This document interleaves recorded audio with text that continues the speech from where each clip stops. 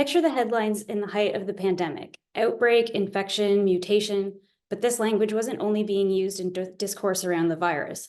It was being used metaphorically and often to describe social ills, describing things like police brutality as an epidemic, racism as a virus, ailing economies infecting one another, and the urgent need to cure the sick planet from climate crisis. Language matters, metaphors are powerful, and many of our historical insights are the result of imagery being created to reflect meaning. Take these emojis. We use these symbolic tools every day to relay straightforward and implied messages.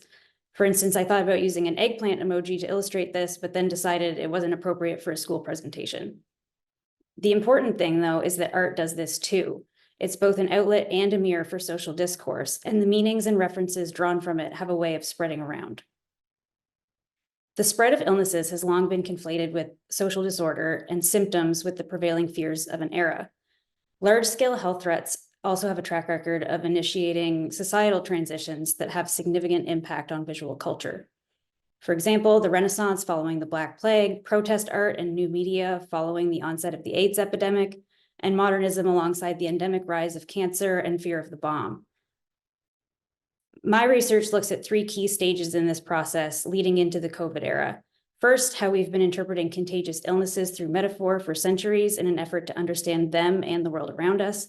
Second, how these metaphorical associations continue to appear in visual culture and art, mutating with each new health threat and bonding to contemporary issues.